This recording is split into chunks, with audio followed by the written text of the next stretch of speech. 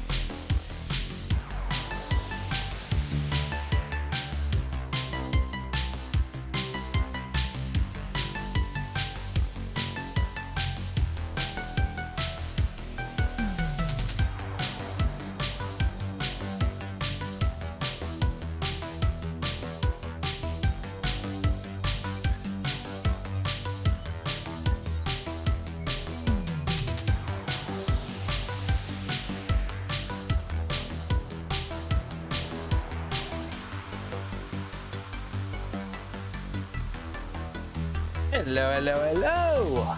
How's everyone doing today? How y'all doing? Hope everyone's good. Everyone's all hunky-dory. Is hunky-dory even a real word? I don't know. We're gonna roll with it.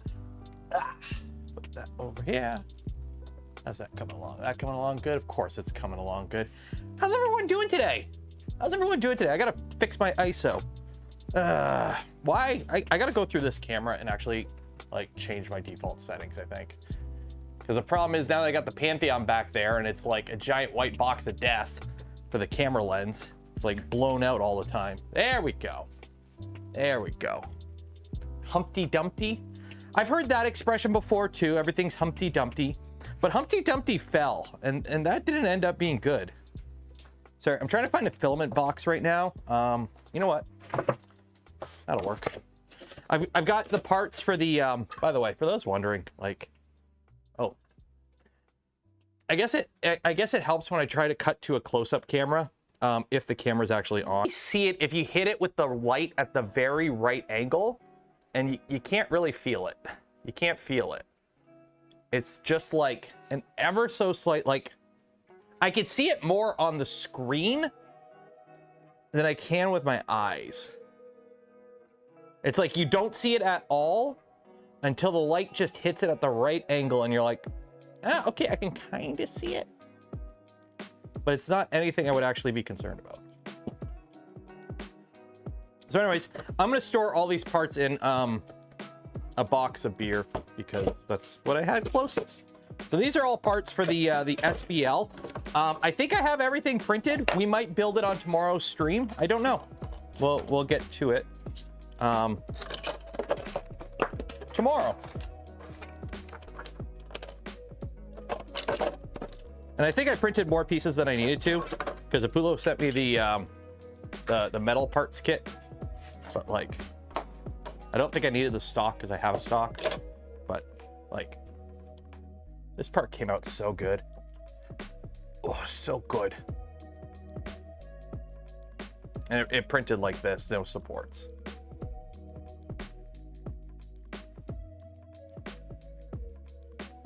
So we might build that on tomorrow's stream. We'll see. Something else came in, so we'll see. I might have to move the schedule around a little bit. But yeah. So how's everyone doing today? Welcome to the stream. Welcome to the stream. Welcome to the show. Don't forget, every stream we do give away a spool of filament from Polymaker. So if you haven't entered for your chance to win that spool of filament from Polymaker, link in the video description, enter for your chance to win. Have you seen the new Voron from Polymaker? I've seen mention of it. I've seen talk of it. I don't physically have any. I would really like to get some because this machine is hungry. I'm reprinting because I want to do a comparison. I'm going to do a rant video. I haven't done an actual rant video in a while. The comments on this video, some of y'all need an education in what 3D printing is and what a market is and what different materials for different industries is. Because like a bunch of y'all are completely like brain fried from being terminally online on 3D printer groups when it comes to like the comments I got on this video. It's like What do you mean it can't do peak? That means it's garbage. Because, you know, I believe, you know, because peak is the best filament, therefore, you only, if you have a machine that costs that much, the only thing you should be printing on it is peak and Ultim. Because if you're not, why do you have a machine like that? You know, material science and differences is not anything I know anything about. I just know the only people who would spend 10 grand on a printer need to print peak. That's it. There's no other reason. Anyways, I'm reprinting this because I printed this on Vorons and Bamboos and a few other of my printers. So I'm reprinting this helmet on that in just PETCF. So I can do a comparison going, hey, this is what it looks like printed on a bunch of normal printers in ABS, and this is what this does. So also, I do want to finish that helmet now, and I don't like how that helmet came out. Print Flexi Dragons. So yeah, so today is going to be a nice relaxing stream, which is good for several reasons. One, I'm sure there are some Yanks in my chat here that are a little I'm going to assume under the weather from yesterday. Also, potentially, everyone hold your fingies up. Let me see your fingies. Everyone put your fingies in chat. Fingy check. I want to make sure you all have your digits. I want to make sure you all have your digits. Show me your digits. That sounded really weird. Everyone put your fingers in chat. Put your hands in chat. I want to make sure you didn't lose any last night. I know how exciting America's birthday is for some of y'all. 11 and counting. Wait, what? And counting? I don't know if it's the 11 or the and counting is the are you the grafted scion? Are we playing is this Elden Ring?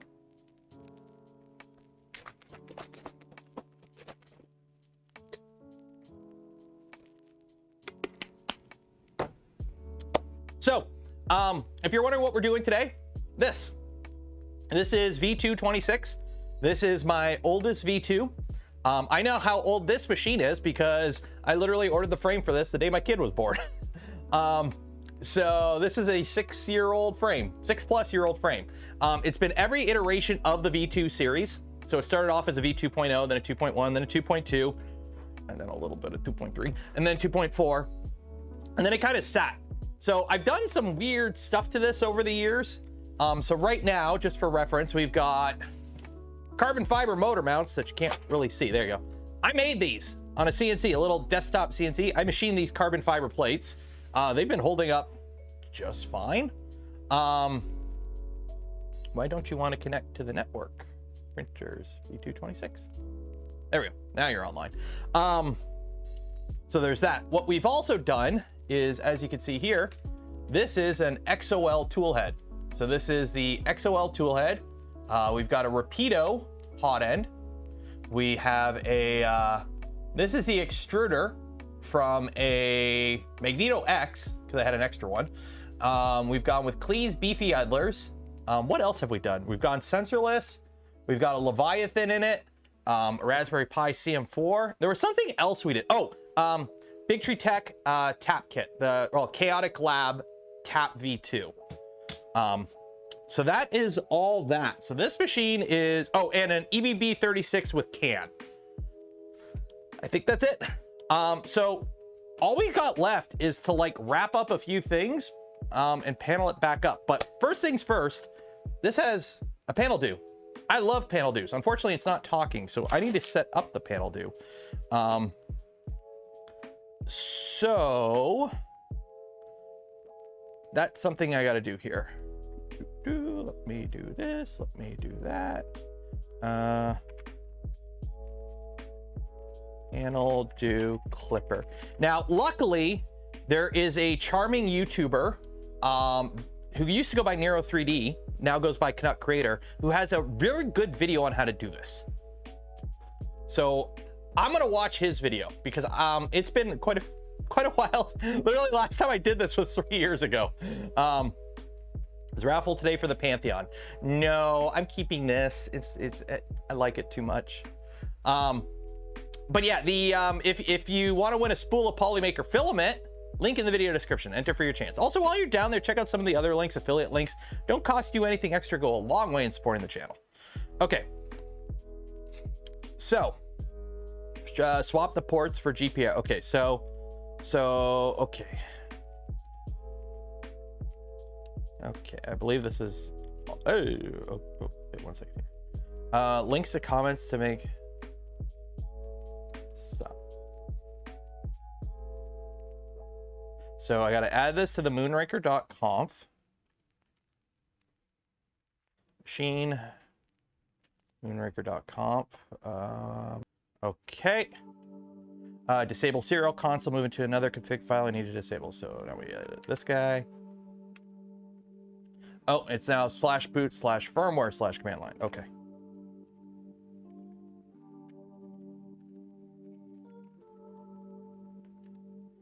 Okay. Look for the string of text and delete it. Console serial that. Okay.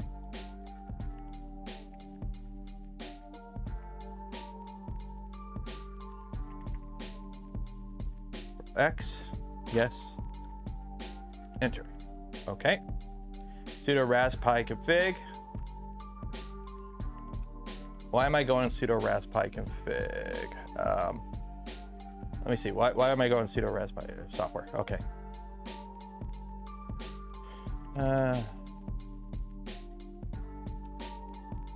Oh, here's a sudo raspi config. Okay, let me actually listen to myself. So Okay. you need to go to your interface options. Okay, let me do this. So interface options, Go down to serial port serial port, and disable that. and disable that and hit yes. Nope. And then enable serial port hardware to be enabled. Okay. And then, okay. So it should look like that. And then Finish. this guy knows what he's talking about. You should subscribe to him. And then we're going to have to add some lines to our Moonraker config. There we go. That guy knows what he's talking about. You should subscribe to him. Get the music going again. And again, I'll have this website linked as Music. Ah! Forgot I turned it up. 1 second. There we go. Okay, I think that's it. We do that, reboot Pi, the panel do must be running, so we should be okay once this boots up, I think. Better give that video a thumbs up. Oh shoot, I should. And actually, while I'm here, how do I edit video? Let me update this. Let me fix this. Okay. Firmware that.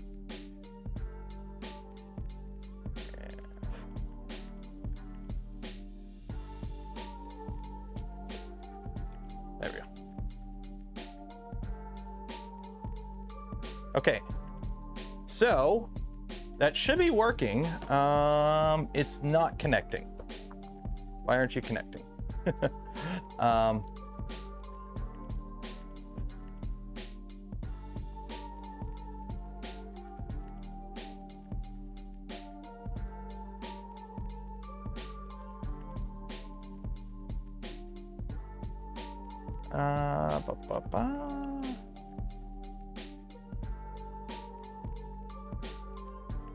Okay, it's maybe I got to do a full power restart.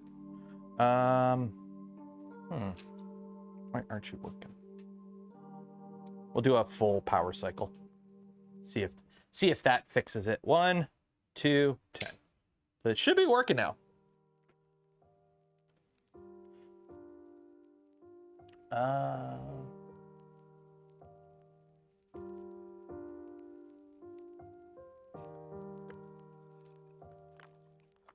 Yeah, it only has a training beard. That is an old video. That's from like 3 years ago. Also, it is hot in here, so I got the fan going, so hopefully you're not picking up the fan. So after this, all we got to do is, what do we got to do? We got to do a PID tune. PID tune, input shape. I think that's it. PID tune and input shape. I think that's it.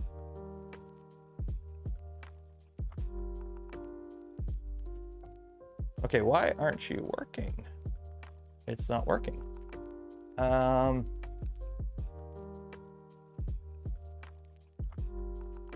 Oh, the serial port. Oh, I need the serial port. Ah, shoot. What's the serial port? Machine, moonraker.conf. What's the serial port? AMAO? Is that it? AMA0? No, that's not it. What would be the serial port? Maybe I should go back and watch that guy's video. Let me scroll through that quick. Let me scroll through that quick.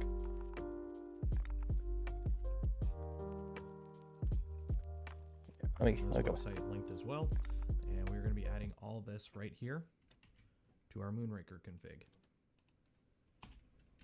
Okay. So you will need to add your serial, which in my case... /dev/ttyama0. Okay. Oop. So it's slash, what is it? /dev/ttyama0.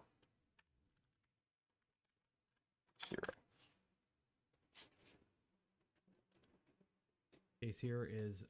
Okay, save and restart. See if that works. Come on.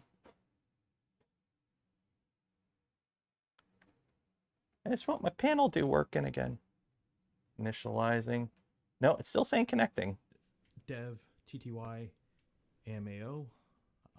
That I think is the default option. Is it AMA0 or O? Rename. Oh, no, we're good. We're good. It's displayed, so I'll call it V2. Yeah, there we go. We're good. We're good. We're going to call the machine V2.026 because that's what it is. Save and restart. There we go. We're good. Turn the music back on. Blow my eardrums out because I don't have it muted. Ow. There we go. So now I should be able to do home all. Oh yeah. And that goes boop. Wait for it.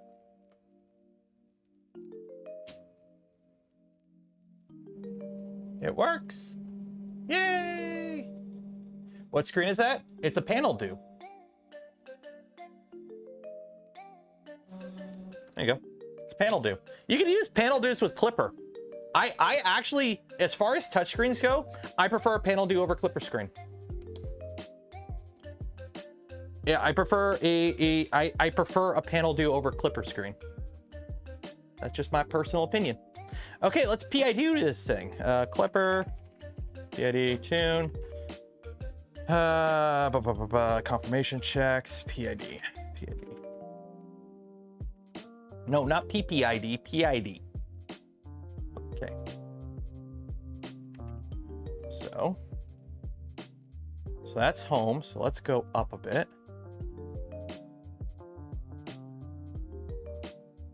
We're going to turn my fan on low. Okay, and we're going to do a PID tune at 250 because this machine will probably mostly be printing ABS. There we go. Hopefully it works. It seems to be working. Where's the RGB? We don't do RGB here. I've got, you know what? Instead of RGB, I've got, here you go. You want your RGB? There's your RGB. Because white LEDs are all the colors of the rainbow. Also, half of them are dead. Half of them are dead. If you want to know what happens to the cheapest strip of Amazon LEDs after you leave them in a printer that's been cooking for 3 years, half of them are dead. They're just, yeah, whatever.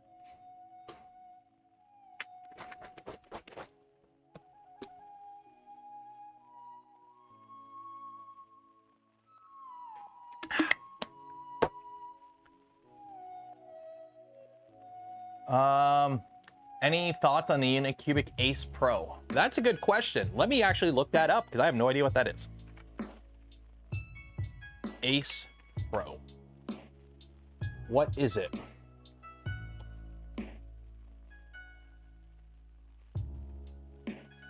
It's an AMS. It's an AMS clone. Also, I love how all these companies film in the same studio. Are you playing music? F off. No. Anycubic, no. What is this auto playing? No. Okay.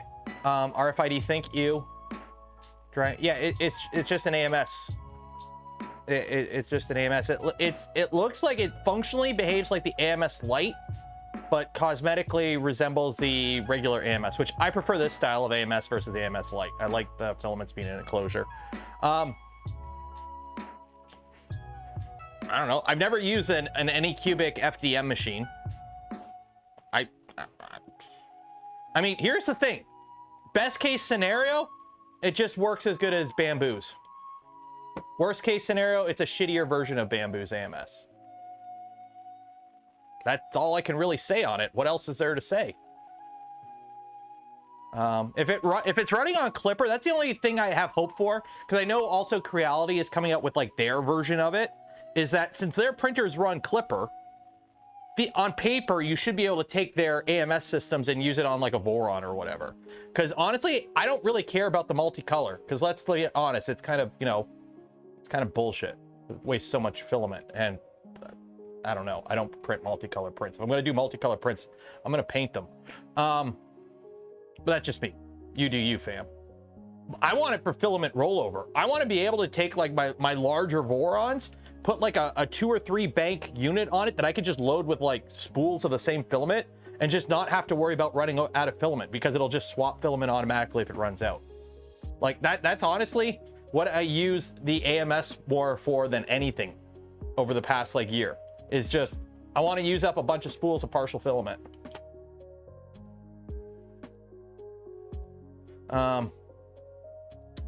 Okay, so that is that. So save config.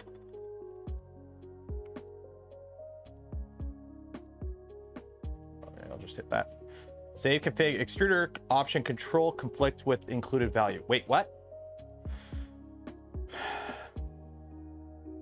You gotta make me do this the long way. Tool headboard. Let me see. Does it have like a stupid save section down here? Save, nope, not there. You know what, I'll just put it in manually. Whatever. PID, KP, key, and KD.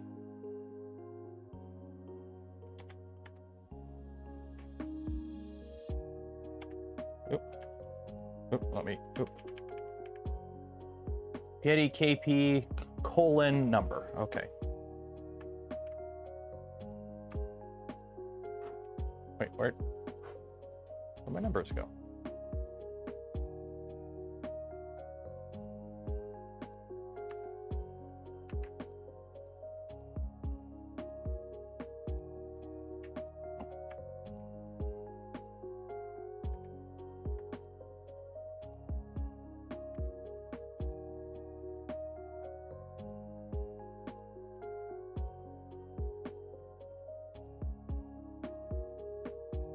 Okay. That.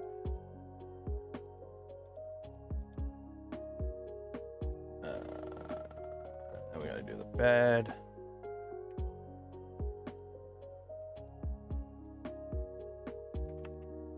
The bed will do 100. Calibrate that bed. Yeah, you calibrate that bed.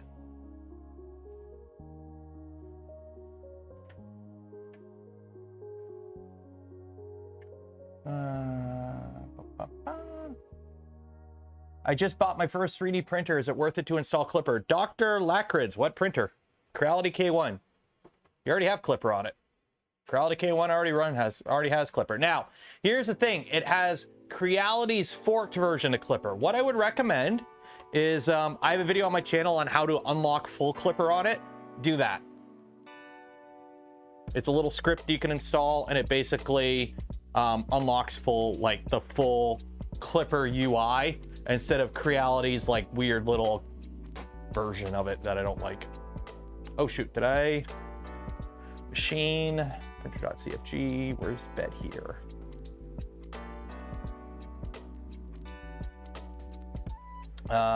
Please tell me we're at 100% max power 1. Okay, good. Good.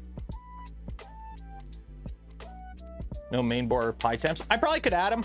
I'm not super concerned about it, I'll be honest. I'll be honest, have you, like, unless you're having overheating issues with your pie or your main board, knowing what temperature they're at doesn't really change anything, in my opinion. It's a Leviathan. I'm sure I can add a line to the config. I just got to find it.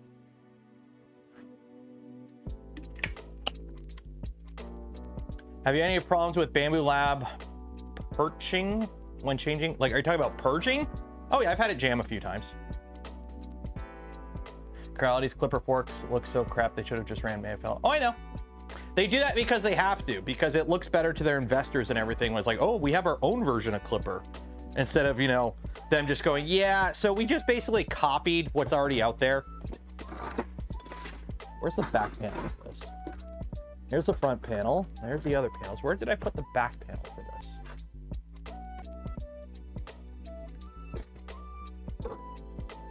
That's a very good question. Where did I put the back panel for this? Oh, here it is. Back panel. Okay, how's that bed PID doing? Coming. Are there any slicers that work with bamboos? Orca slicer. Orca slicer is a slicer you want to go with if you're running a bamboo machine and you don't want to use the bamboo slicer. Orca slicer is the one you want to go with, in my opinion. And it actually works really good with a bunch of other printers too. So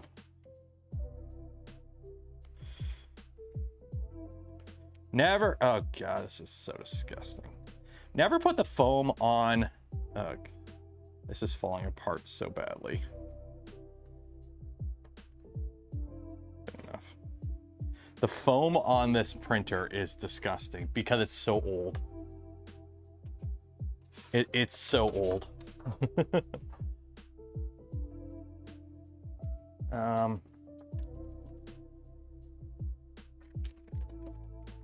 Where did I put all clips?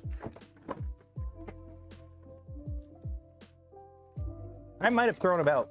Okay, I'm gonna have to print new clips. I don't know where I put the clips.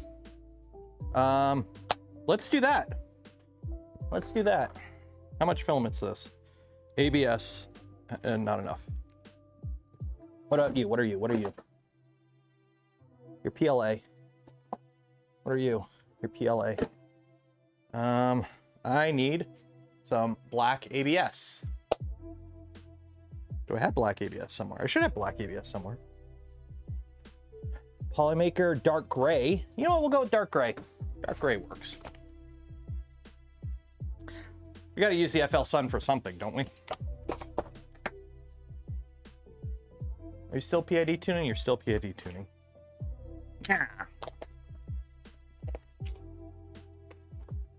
Is it actually going to get some doors? No, it's stick with the single panel. Why bother with the doors? The panel works fine. Panel works just fine. Okay, let's load this back up.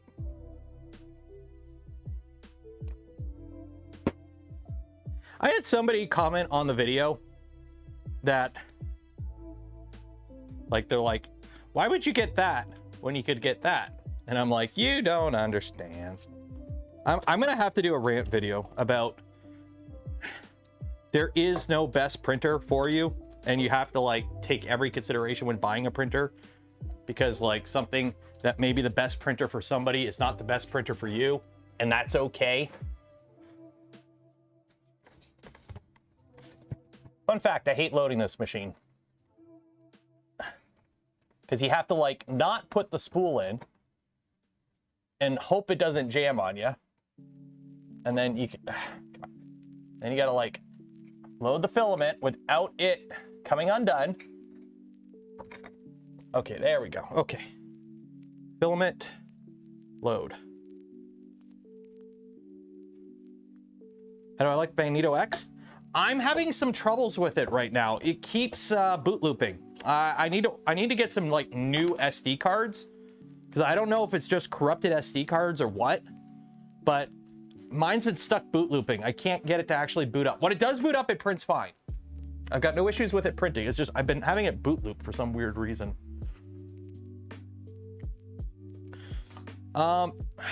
Is there a new finally a profile for this in Orca Slicer? Because I'll be honest, half the reason I haven't used this machine much, if at all, is because their slicer is just garbage. I don't like using their slicer at all. They have their own slicer for this machine. It's literally garbage. They took Prusa's slicer and tried to make their own Bamboo Studio, and it's just horrible. It's just, the UI is absolutely horrible. Let me see here. File. Preferences. Is there an update?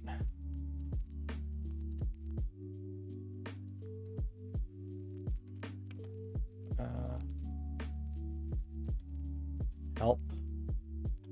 Check for updates.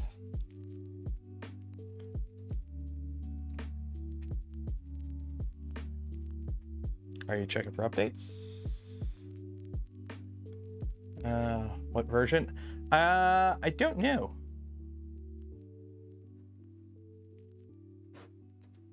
I'm on 2.1 beta.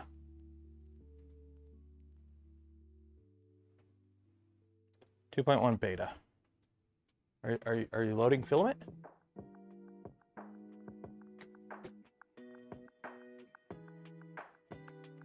You're not loading. There you go. Now you're loading. Now you're loading. Okay. There is a 2.11. Okay. Okay, temps.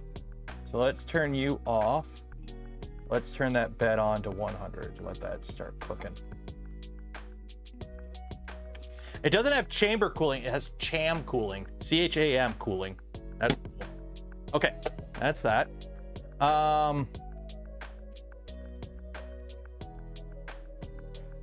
Not sure if FL Sun has added anything. Somebody was saying they have a profile for it now.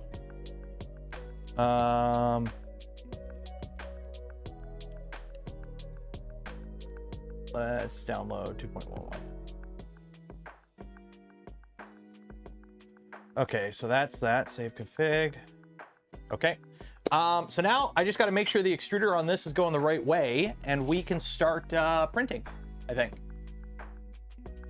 So let me get this back panel on so I can actually route stuff right. You know, I'm gonna have to tape it on.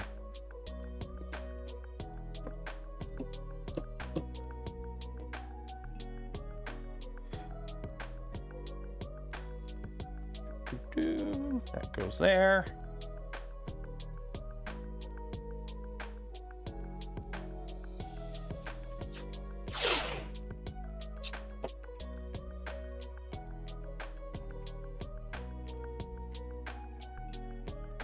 I'm just taping these back panels on for now. I got to print all new clips, it looks like, unfortunately. I don't know where I put all my clips. Also, it's probably a good idea to print all new clips because my old ones are all broken. That's one expensive shelf of 4 printers. It is. Okay. So let's heat you up and let's feed you some filament. We'll go with some, not that. I need something.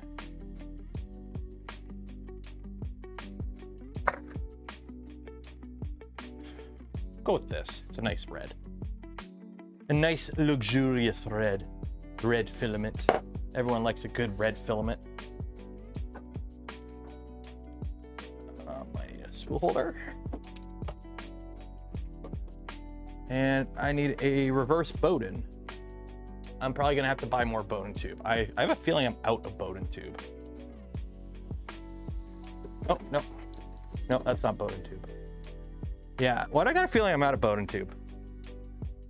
Yeah, we're just going to YOLO it, no Bowden. We're just going to YOLO it, no Bowden today, unfortunately. Probably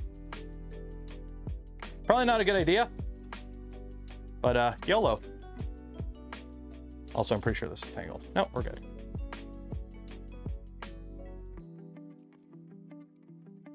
The shelf is nicely balanced. I got to bolt it to the wall even more, I'll be honest. Because I'm having...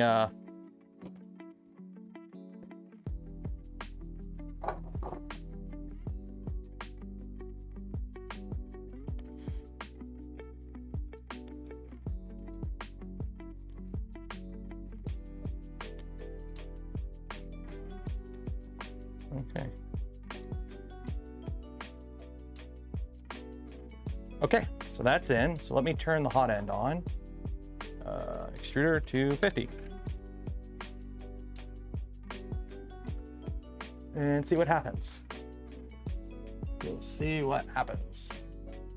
Did I tighten that nozzle? I don't know.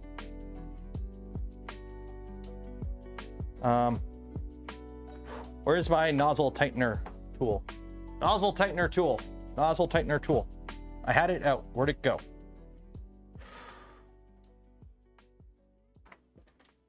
Where'd you go? I had you out. Oh, it's right here.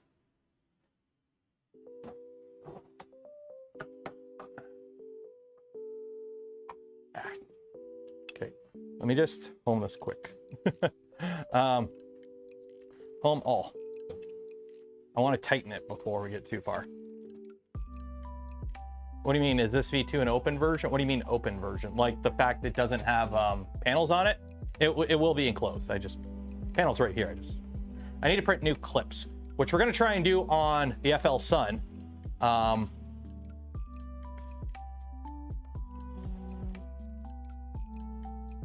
Okay. No more info. Run anyways. I've got like 3 things on the go right now.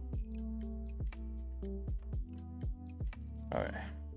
1, 2, 3, 4, 5.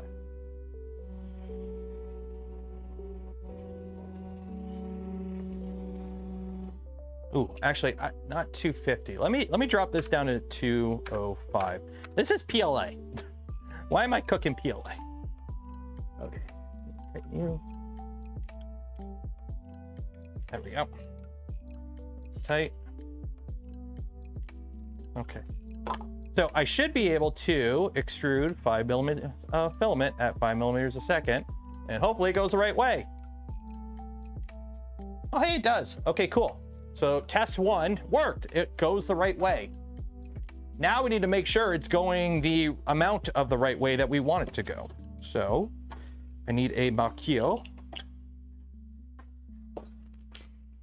I need a ruler too. You're not metric. You're not metric. Where's my scale? Where's my scale? Oh, what is this? Where is my scale?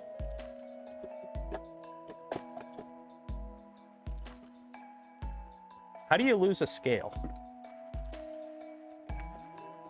That's what I get for trying to organize stuff. I'm gonna organize stuff. Proceeds to lose where they put everything.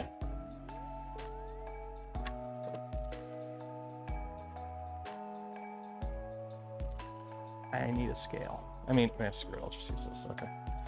100 millimeters.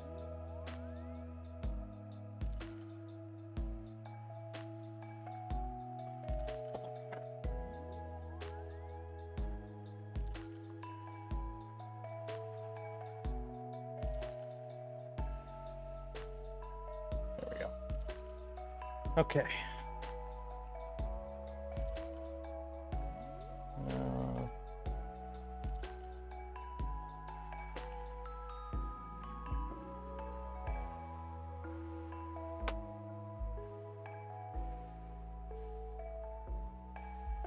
Okay, that's 50, and then we go another 50.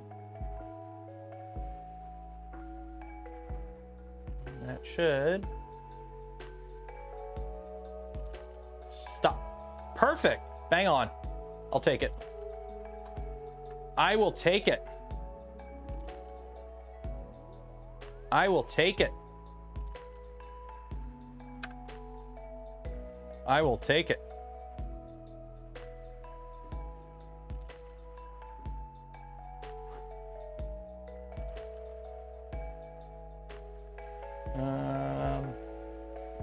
Can you ask the question? Don't ask to ask, just ask. If I see it, I'll answer it.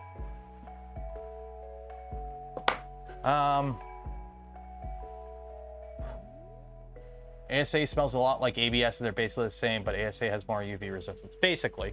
Or you could just get really good quality ABS that doesn't stink. Did Nero... No, the XOL, or the extruder from the... it's like a 0.5 millimeter difference, so I just kind of walked in the heat set inserts a little bit manually. And it uses the same mount pattern, I think it's a Galileo 2, I want to say. So it just mounted on top, no problem. It just mounted on top. We didn't have any issues.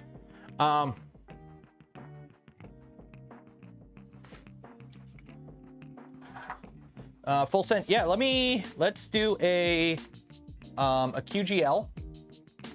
Let me do a quick input shape, and then we'll print something. Sound good?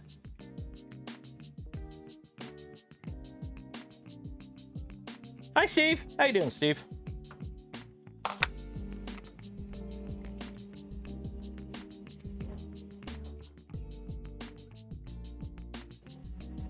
Okay.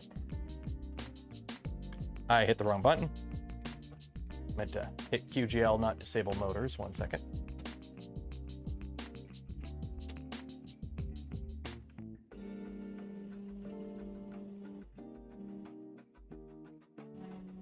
QGL.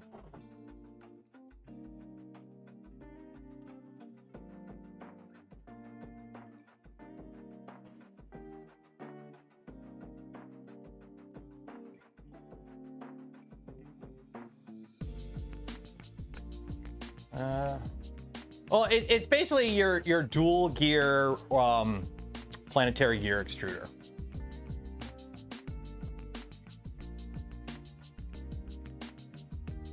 There we go.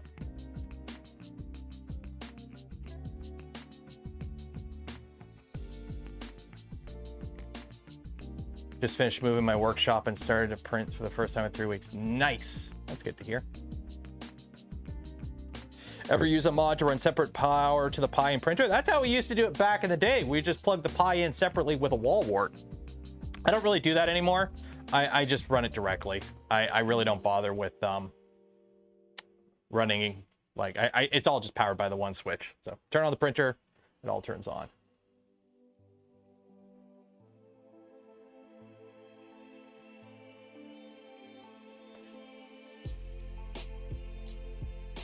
Jealous of my background. It is kind of cool. I need helmets. I need somewhere to put the helmets now. The helmets will probably go downstairs, I think. Okay, so prepare. So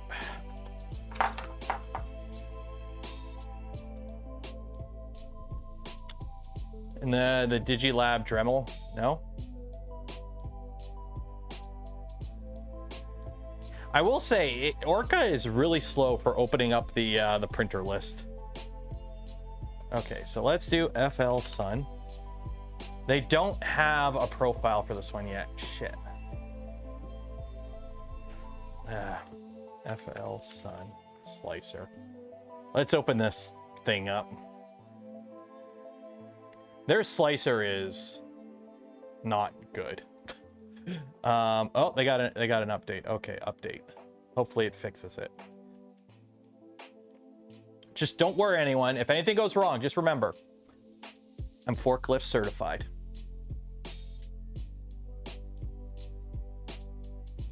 And if you're thirsty like I am, buy some gamer subs. Code Cadet Creator. Save 10% off your order.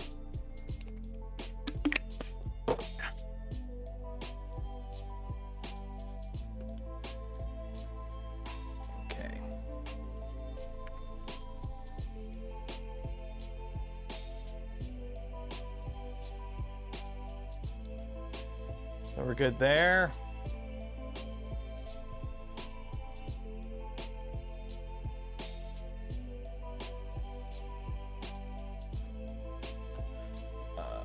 Oh wait, it would be in the toolhead board. Toolhead board.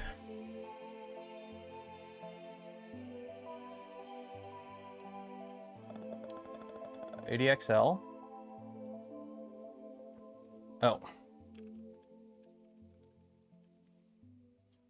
Save and restart. Oh. Invalid access map parameter. What did I do wrong? 125, 125, 25.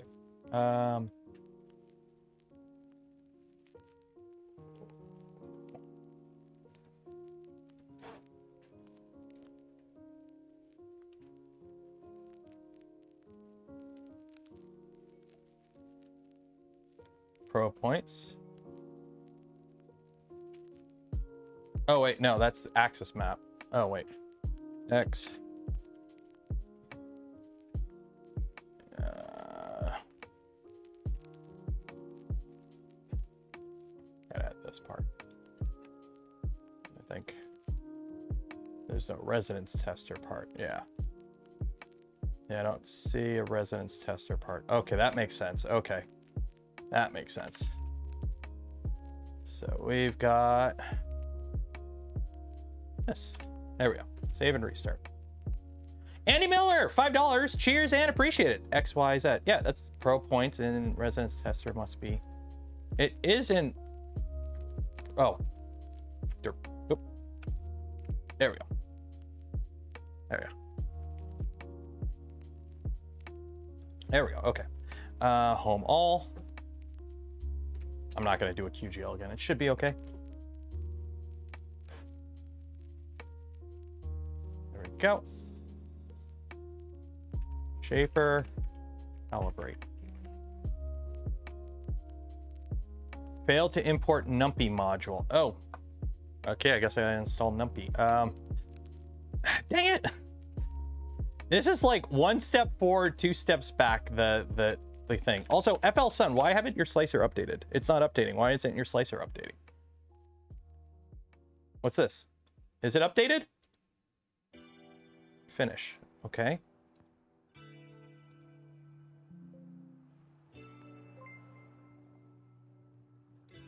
Where? Downloads? No, it's not there. Okay, I got to download it from their site, I think. Marcel, gifted 10 community memberships. Cheers and appreciate it. Thank you. Okay, let me do this. FL Sun. FL Sun.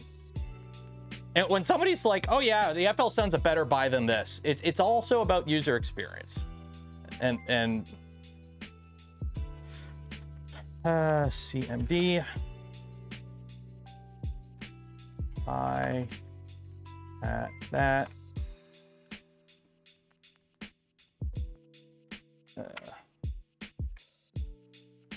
Raspberry, okay. Clipper, input, shaper, measuring resonances. Okay, where is numpy? Where is numpy? Because it's going to take a while to install. Sudo apt-get update. Cool. Do this. This is going to take a bit. Okay. Well, that's doing that. FL Sun Slicer.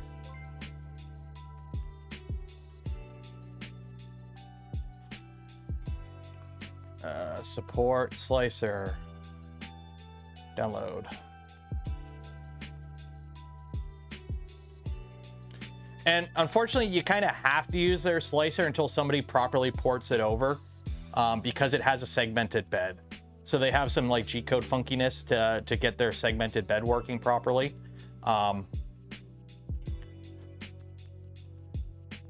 So you have to kind of do it their way.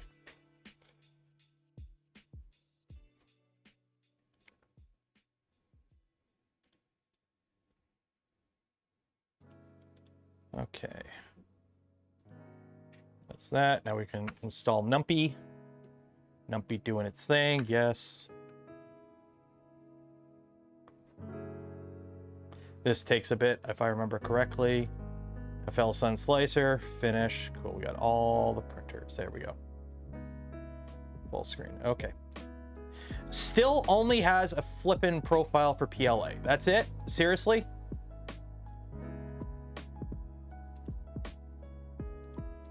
Like...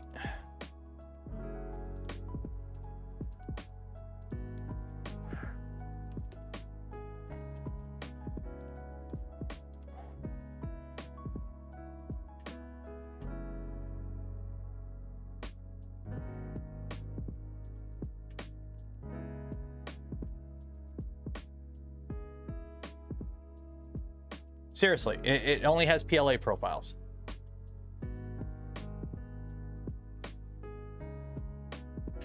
All. Yeah, the S1. Okay. All. Finish. Oh, S1. Okay. Come on. Please tell me there's more under this list. There we go, finally. Okay, we have ABS profiles. Yay, we actually have ABS profiles. They finally added ABS profiles for this machine. Hallelujah. Okay. I need to download some clips. What's the cool clips? What are the cool clips now? The latches? I don't want to do the latches. Those take too long. I want to do the little twisty clips. What are the printables? Voron panel clips. Most popular. I don't like the latching ones. I like the twisty ones. What were the cool ones? Is it the annex latches? You know, they're not really annex, but okay. Annex latches. Annex panel clips. There we go. These ones. Are these the ones? Yeah, these are the ones I got on that one. Okay, so download. Okay. So we need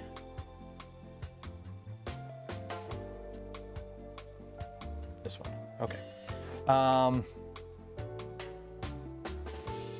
So corner. Okay, so delete that. I think that's it. Okay, so I need, what do you need? 4, 8, 12, 16. Clone.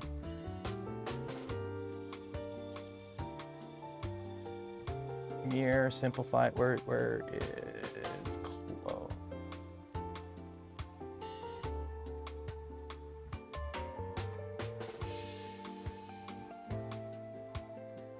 Where's clone?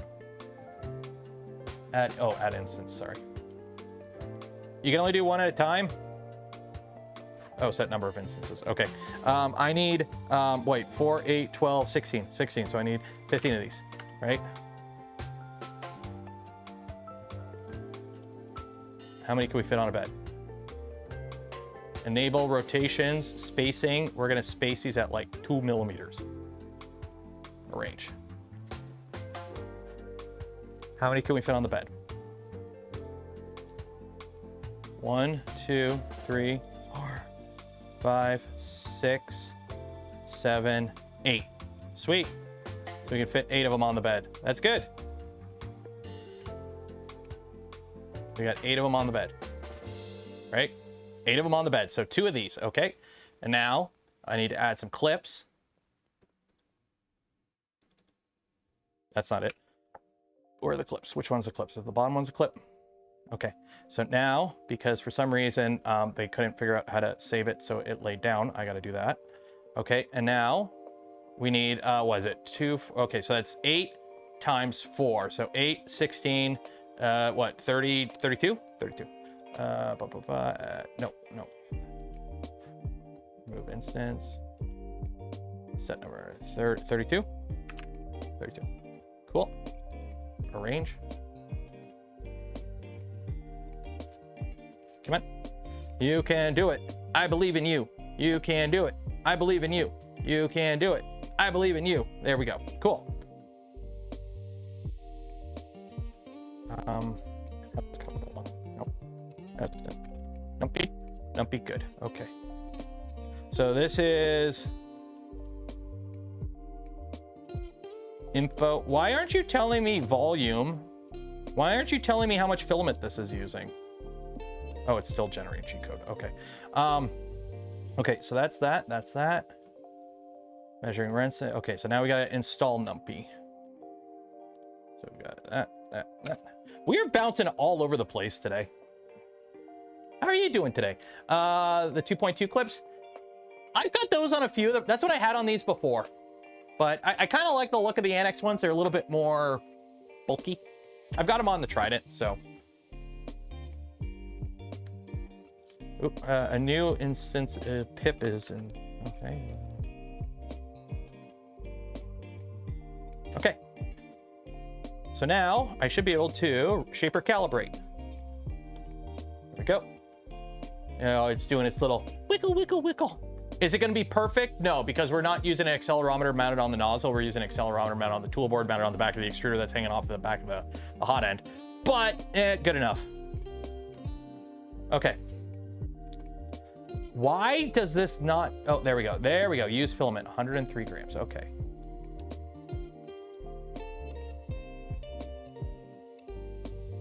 That should be fine. Send G code. Okay, export G code then. Save panel clips. Or wait, no, I'm a dummy. I'm a dummy. This is what I gotta do. Control Z. Control Z. I don't need 32. I need. Oh wait, no, that was 32. Yeah, because each one of these uses 4, not 2. Okay, so that means I go here, printers. Are you the S1?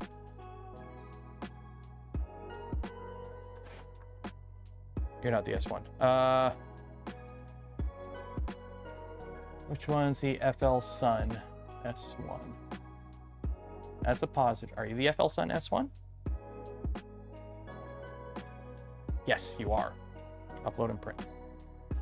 There we go. Has a good Z level? We'll find out. I actually haven't done any major prints on this thing yet. All I've done is like, I mean, if you count the Dark Fortress of Barad-dûr as a not major print, this was literally the first print I did on that, other than like the test prints we did on stream, was just send this. So it doesn't print too bad, but UI wise, it needs some loving in terms of usability. It needs some loving. Like just guys, quit trying to make your own.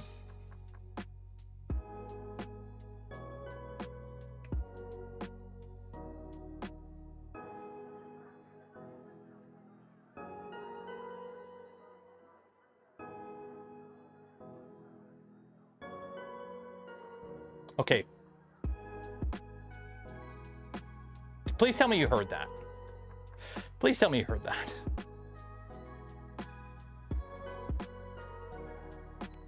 Why are you running your fan at 50% for ABS? Well, this is the stock ABS profile. See how it goes.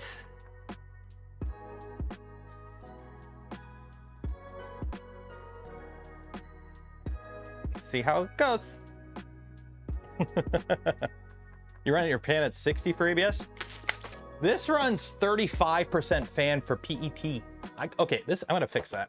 This is getting annoying. Let me fix the box. Let me fix the box here. Stream elements. Yeah, logging with my YouTube. Uber Nero. Oh, you just go right into printing. Okay, cool. Brand account, Nero 3D. You know, it's still Nero 3D. Multi-platform feed is here. Cool. Activity. Streaming tools, overlays, main overlay, edit. All right, let's move you down there. Save. Okay.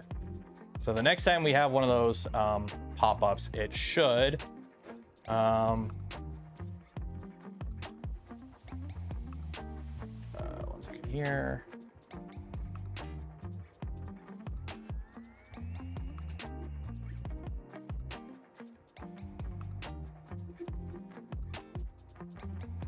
refresh cache. There we go. There we go. Isn't it 3 clips per corner? I don't know. I'll have extras at least.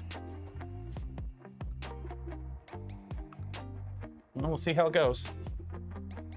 Pantheon's printing beautifully though. Okay, so this is done. So now we can finally print something on this. What time is it? We got an hour. Calculating Y. Calculating EI. Okay, so recommended shaper type Y, MZV.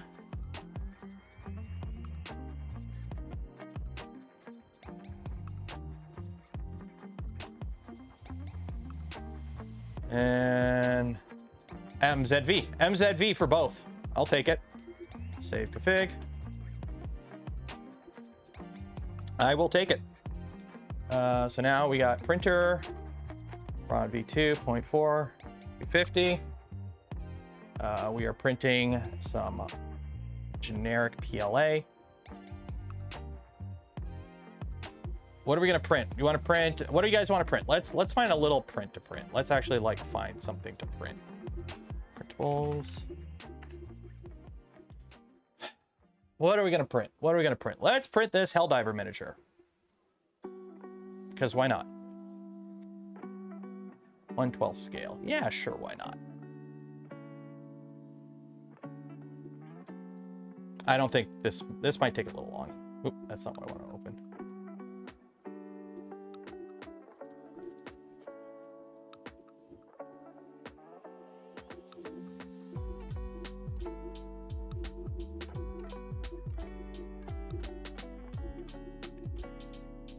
Okay, we're not probably gonna be printing this guy.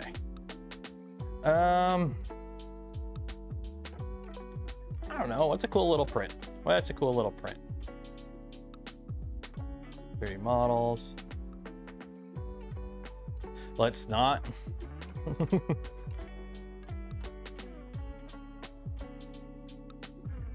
that's a cool little print. We did the cats last time.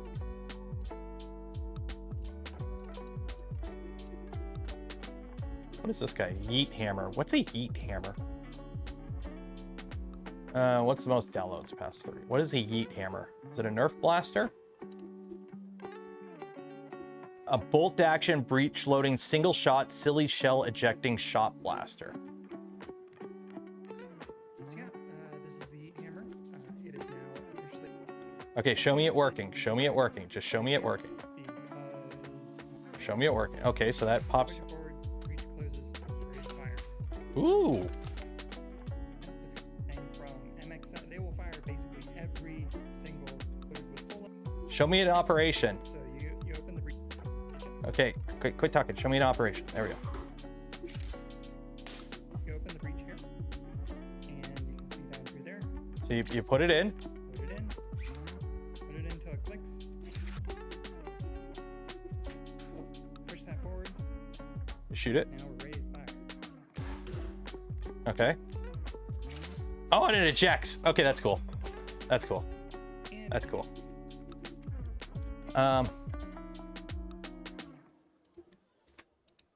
Oh yeah, it's gonna take a bit to print. That's gonna take a bit to print. Yeah, let's do something a little simpler. Spiral cone fidget toy. Sure. We'll do that. Let's do this guy. We'll do the outer. That'll be a good one to test the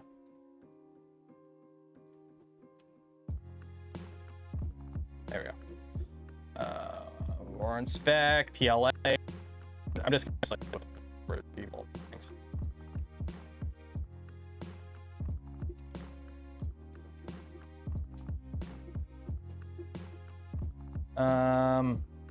Other.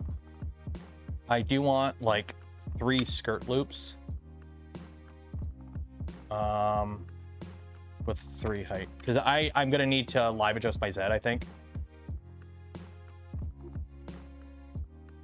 There we go. Export G-code file. Cool. That upload and print. There we sure. Cool.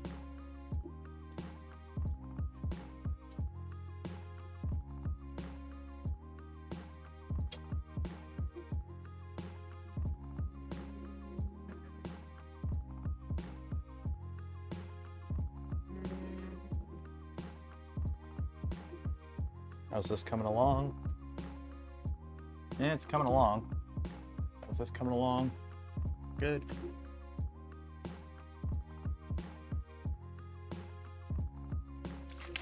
Why don't I? Because the problem is I don't have like all the printers set up to connect it to the slicers on all my computers, because it doesn't like carry over. It's annoying. And they change every now and then. They change. So this printer is never actually printed out here in the garage, so I don't have its IP address on this Orca slicer. This is the first time this machine has ever printed in the garage, I think. Some of them I do. Some of them I do. Some of them I have set up too. Like most of these ones do. It's just the ones that are usually on the bench. I just haven't gone through to set them up in Orca Slicer yet. Also, this is the Honey Badger bed from Fabrico.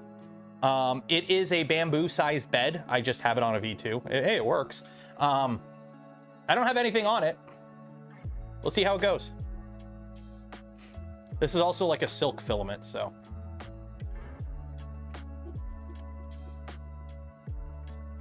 But yeah, I usually do send prints directly from Slicer. The thing is, the reason I really don't do it often is because I don't monitor my printers from within the Slicer. Because the problem is, when you have like 2 or 3 printers going at a time, right? Like, here, let's fire up this one. So the problem is, when I got like 3 printers going at a time, your Slicer can only really show one at a time.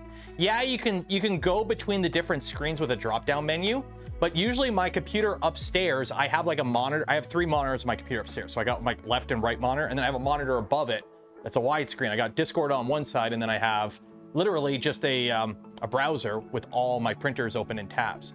So I can quickly go through and check them all, like just click, click, click, easy. So I don't have to have a Slicer open. Because Slicers are more resource intensive, and if you leave them open, a lot of them have memory leaks. Fun fact. It gets kind of annoying. So. Use Octo everywhere and it sends you text. Yeah, I try to avoid any sort of like mass networking type setups. It's not that I don't trust Octoprint and Gina with the network security. It's just, I don't like that being a potential option for something to go wrong. It's like why I don't install any printer that comes to me that has their own like app. I don't use the app. Your printer shouldn't need the app.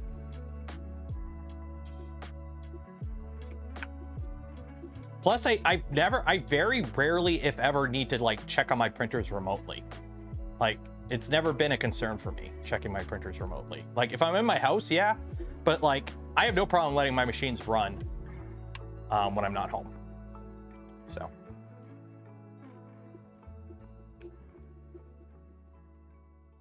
Octo everywhere works with Clipper. I know. I just haven't bothered with it. I haven't really found a need for it. What are you doing? Oh, you're heating up. No. What are you doing? Extruder not hot enough. What?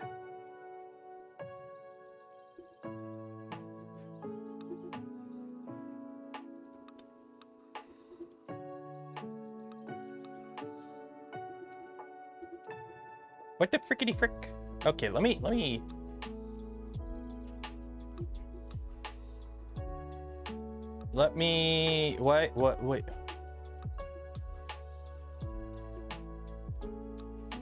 What's going on here? Okay, Big Papa Joy P machine. Print start. Bed mesh. Print start. Let me just steal this macro. Control, copy.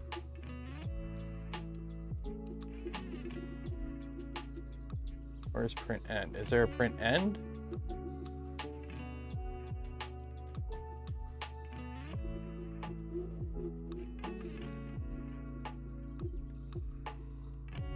Okay. Save and restart. Try this.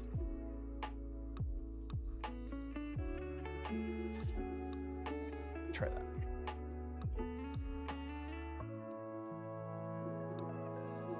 Oh, I gotta add exclude object. 1 second here.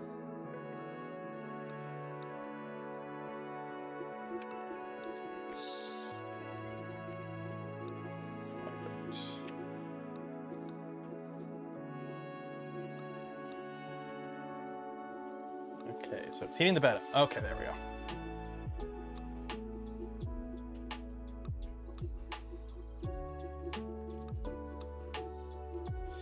The fact that slicing happens locally when excess heat, I don't use Make World at all. I don't use Make World at all. Okay, so the bed heats up, so we're heating the bed up. And then once that stabilizes, it should do an XY and then a Z, and then a QGL, and then we should be good to go. I might have to change a few more things. Let me see here.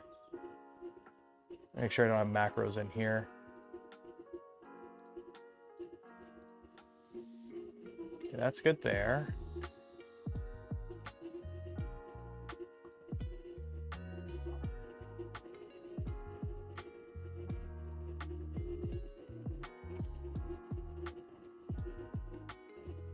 Oh, I gotta change that. Shoot, 1 second. And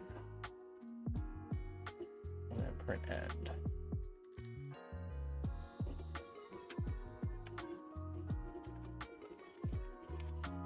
Okay, let's see. Should be okay. There we go. So that heats to 150. I forgot it has tab, right? So you have to, I forgot to put the 150 homing max for tab. Okay, so that should home there.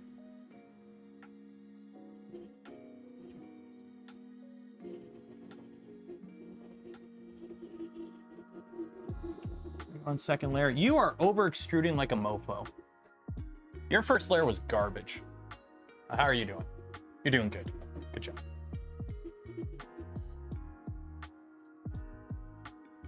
I mean, on the bright side, they're just panel clips, so who cares, but... also a lot of good printer cases up on... What do you mean printer cases? Like computer cases? And also, don't forget today, the stream is a short stream, so we're going to be ending at 1 p.m. Eastern. So if you haven't entered for your chance to win some Polymaker filament yet, link in the video description. Check out the link. While you're down there, don't forget to like that smash button. Subscribe to the channel if you're not. And why not check out some of the links in the description? Some of them are affiliate links. Don't cost you anything extra. Go a long way in supporting the channel. And hey, some of them, like the Gamer Subs one, you save some money. Check them out. Ain't gonna hurt. Still no fix for the FL Sun first layer. Live adjust Z, but is what it is. That's why I laugh when somebody's like, oh yeah, this is a better buy than this. For like, why would you ever buy this when this exists? Somebody left a comment like, let me find the comment. I'm one of those people, I'm sorry, if you leave a comment on YouTube, on my YouTube channel, and I'm gonna clown on you, I'm not blocking your name. I don't get why people do that. When somebody leaves like a public comment and they like use it as an example in a video, they like blur out their name or something. It's like, no dog, you left a public comment. It's public. Yeah. Okay, this printer doesn't make sense. Why are they using crazy expensive ball screws when the tool had never experiencing even close to those kinds of loads are meant for? And the servos wouldn't be necessary if not for the ball screws. They're so damn heavy. Plus those servos tend to produce strange artifacts. You never really give a clear shot of the non-CF prints. And all the print CF PETG, CF filaments are weaker than their all the priorities seem mixed up. If only there wasn't like 3 years of customers buying this machine and giving feedback and them tweaking and tuning the machine to deliver what their customers want using the filaments that they want, which happen to be CF PETs and nylon. Oh my God. This guy knows the entire, or I'm sorry, I don't know if it's a guy. This person knows the entire 3D printing market. I'm definitely not the market for this. Okay, cool. Honestly, direction 3D printing is a step backwards. There's no need for all this structure to make the printer extremely rigid. We could see with Heatboard, VZBot, etc. For the price, it doesn't even have 5160s. Guys, it doesn't have 5160s. It only comes with, you know, 16mm ball screws in clear path servos, but it doesn't have 5160s. Oh my God. Probe sample extruder not hot. What is going on here with this freaking startup macro? What are you doing here with this startup macro? Printer not hot enough. Like what? Extruder not hotted. What is going on here? What is being funky with my macros? Something's being funky with my macros here. I don't know what.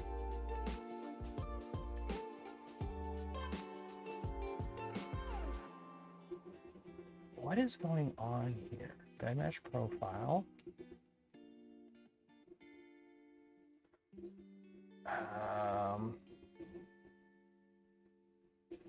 Print start bed first layer. Okay. The bed probing? Okay, let's try this again. Let's try this again.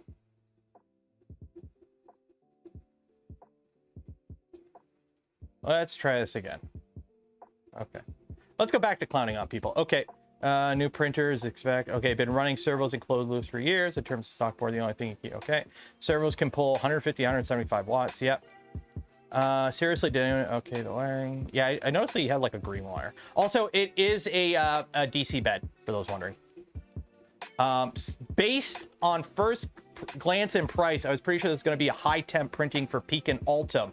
Since it's not, there's no really good reason to buy it. It's overbuilt and doesn't do anything better than any other printer. This guy, clown hat. Yeah, you didn't really demonstrate any of the features of this overbuilt. Where I had a week with the printer. This is a first look.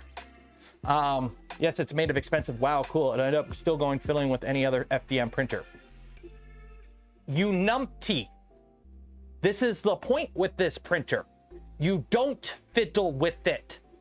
I haven't done a damn thing to it.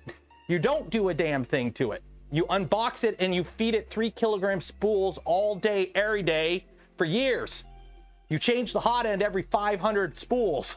Like, that's what the maintenance cycle is. This is, hey, every 20 spools change your nozzle, every 500 spools change your hot end. That's the maintenance cycle on this thing.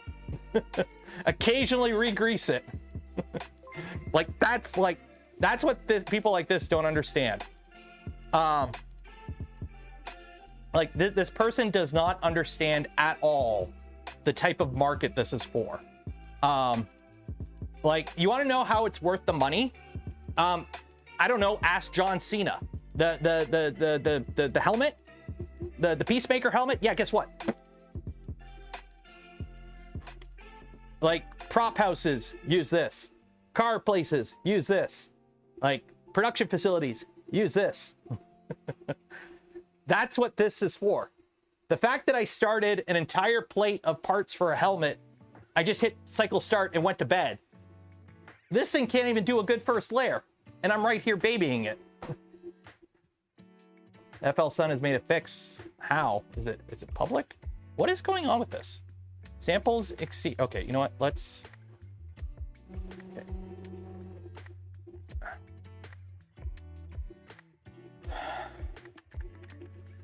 Where's my samples probe? Sample tolerance. We're going to go with 0.002. Hit restart. Oh shoot, I missed a big one. Stabby Unicorn. 99.99.99. Cheers and appreciate it. Big thank you. Wow. I'm gonna click the like button on that. And Evil Videos. Cheers for being a member for a month. Okay, let's try this again. The S1 has a metric F ton of issues. Oh, it does. The fact that they're drawing air from the CPAP from outside the print volume is a major one. That's a big no-no, because now you're going to always be blowing cool air on your prints, which you don't want to do half the time. You just want to blow moving air on your prints. You want to drop the point of the fan, of the air movement, is to drop the filament from its liquid temperature down to its solid temperature. The problem is, if you're blowing cold air from above and you're printing ABS, you're going to shock it and you're going to get really crappy parts. So what you want to be doing is blowing the warm air from inside the chamber. That's why, like, the VZBot, the CPAP intake for the VZBot is in the chamber, because you want to be blowing that warm air, because you're not trying to shock cool it. You just want to drop it just below its solidifying temperature. You don't want to like hit it with like a Otherwise, we would be running chillers.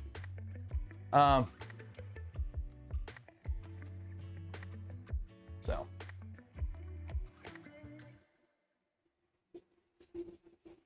Like, here's the thing, and like print farm, I wouldn't buy this for a print farm. This is not a print farm machine. A print farm machine is, honestly, what's the Flash Forge? What is the Flash Forge? Let me find it. Flash Forge. Is it the 5M? Adventure 5M. I know somebody, I'm not going to say who, that literally just bought like 40 of these to kit out their print farm. They got rid of their bamboos. They had a bunch of bamboo P1Ss or P1Ps and like some Creality machines. They got rid of them all. They outfitted their entire farm with these. Why? More bang for the buck and less headaches. This is a print farm machine. If you're running like Slant 3D, for example, he's got a massive print farm. Galactic Armory. These are the type of machines you outfit a print farm with, because you need bang for the buck when you're outfitting the entire print farm. It's a completely different way of thinking. This is the machine where you like, okay, we only need like 2 or 3 machines, but they need to work. They need to be workhorses, but we only need 2 or 3. And they're in a lab or in an office. Guess what? This thing is, I would not want to work near this all day. I don't think a lot of people realize noise is a major factor for a lot of companies for deciding what they buy. Because if you have to put a printer in an office that's going to be sitting next to people all day, you don't buy this machine, because this machine is stupidly loud. Same with like a bamboo. They're not as loud as this, because this has a CPAP sucking air from outside, so it's unmuffled. I'm going to do a rant video on printer markets. I'm just going to do that. That's what this video is going to be. Okay, what are you doing? You're preheating. Do something. What are you doing? What are you doing? You just posted how to bypass. What is this? Okay. Clipper Z offset lockdown on the build display. Yeah, FL Sun has a macro in here to prevent you from changing your Z offset for some stupid reason. Like, yeah, I'm trying to figure out why it won't start. It's waiting for the temperatures to stabilize. That's what it's doing right here. But for some reason, it's not. I don't know what's going on here. Oh, there we go. It's heat soaking. The X1C kept breaking and I have to repair them because, you know, 3 printers. Oh yeah, the X1Cs, the bamboo machines are not meant for long-term life. I know people that straight up, just because of the way their print farm is and the amount of like income they're generating, if a machine goes down, they just throw the machine out because it's cheaper for them to plug, unless it's like a super simple thing like a nozzle.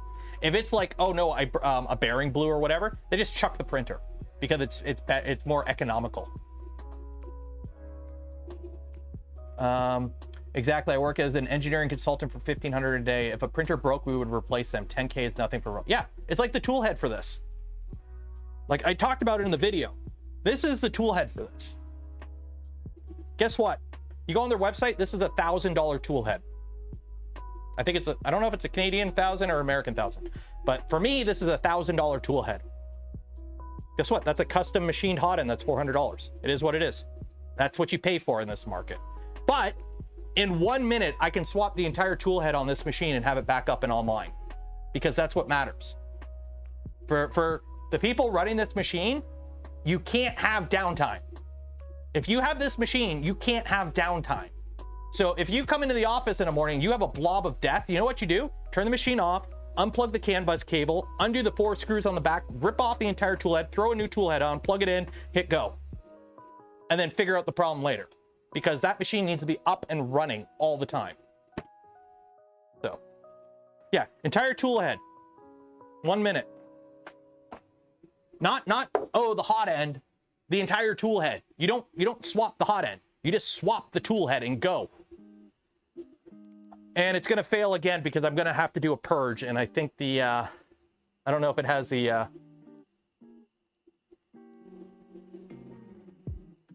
Oh, okay, what's it doing now? Oh, we're heating up to the actual temperature. Are those fidget cones? That's what we're printing, or printing one of them. But also, I'm not going to say it because I'm just not going to. I know what the BOM cost of this machine is. Okay? I know what the BOM cost of this machine is. I had people commenting that they could build this for very cheap. Yeah, it did exactly what it thought it would do. Shoot. Okay.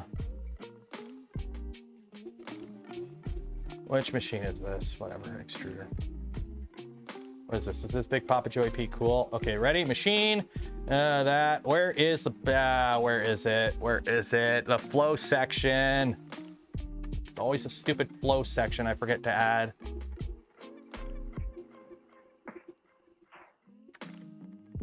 Also, I'm just going to steal the pressure advance of 0.4 for now. Because, let's be honest, pressure advance is usually around 0.04. Save and restart. Let's try this again. Like, you want to talk expensive? At Murph, there were people there that own a Mamaki that they print miniatures with. You want to talk about an investment? They have a Mamaki.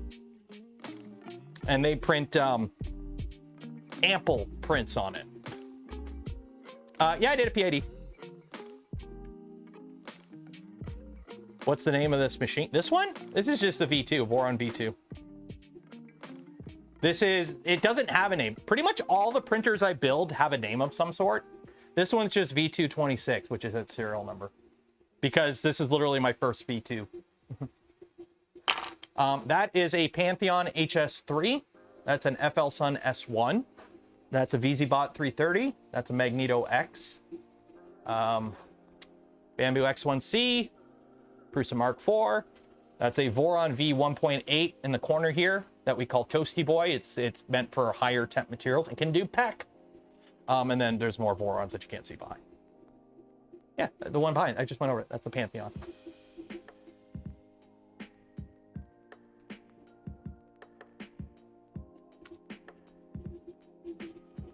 And the Poly multi-jet printers like the Mamaki, the print heads were the bane of my existence. They print so nice though. What's the mod for the on this guy? It's most of the tool head boards have a mount that has an umbilical connector. Like you can zip tie the umbilical to it. That's what we have here. And then over here is just a generic PG7 to 20 mount or 2020 mount. Please do a review of the Rat Rig V Core 4. I would need one. I don't have one. I don't have room for one. I'm gonna have to start turning down printers. I don't have room. Like I've got the Prusa kit came in, not the Prusa, the Prusa kit came in. It's on the floor right here from Fabrico. We might go through that on tomorrow's stream. I've got an XL on the way. I'm running out of room really quickly. Like really quickly. And this is gonna be, I'm gonna have to. That's gonna catch a bunch.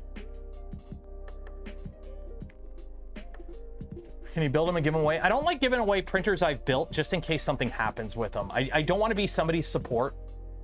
I don't want to be responsible if anything happens. I'm always concerned about giving away stuff I build. What's the highest on Toasty Boy? I don't know, because I actually don't have a chamber thermistor in there that's accurate. Hot enough that we've printed, where are you? Is this it? Or is this it? Yeah. Hot enough that we've printed a Benchy out of PEC. Like, I can't even, oh, I finally broke the smokestack off of it. Hot enough that we could print a Benchy out of PEC. So. It's hot in here. It's Friday though.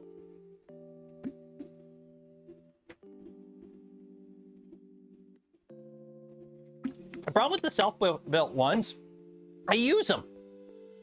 They're my babies. At least the Vorons. I would never give away any of my Vorons. I never give away any of my Vorons.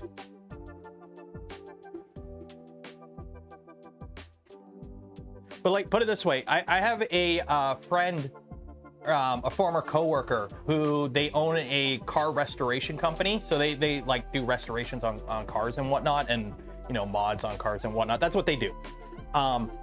And he reaches out to me every now and then for like, oh, hey, I need, can you print these grills for me? They're for like a 67 Bel Air or something like that.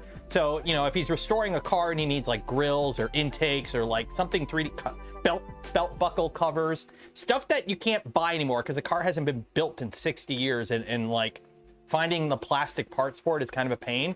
He'll get it catted up and I'll print it for him. And I did it some grills just to test fit, just like test fit grills, not even final design on this. And I gave it to him and the dude's like, these came off a printer? And I'm like, yeah, came off this printer. And he's like, these are amazing. I'm like, yeah. Because I've done prints for him before on the Bamboo, on the Vorons, on the Prusa. And he's like, damn. I'm like, yeah.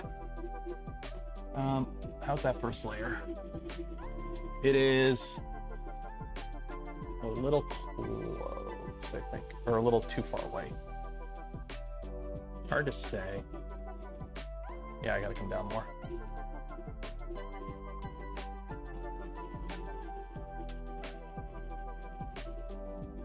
There we go.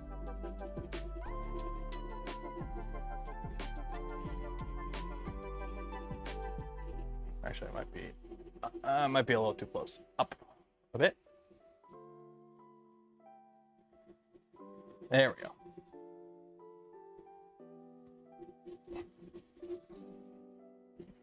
How do you like the Magneto? I like it. I'm having issues with mine though, but I think it's of a SD card related nature. So I'm not gonna hold the printer accountable for it right now until I do some more testing. I need to buy some new SD cards. This is stringy AF. This is a silk filament.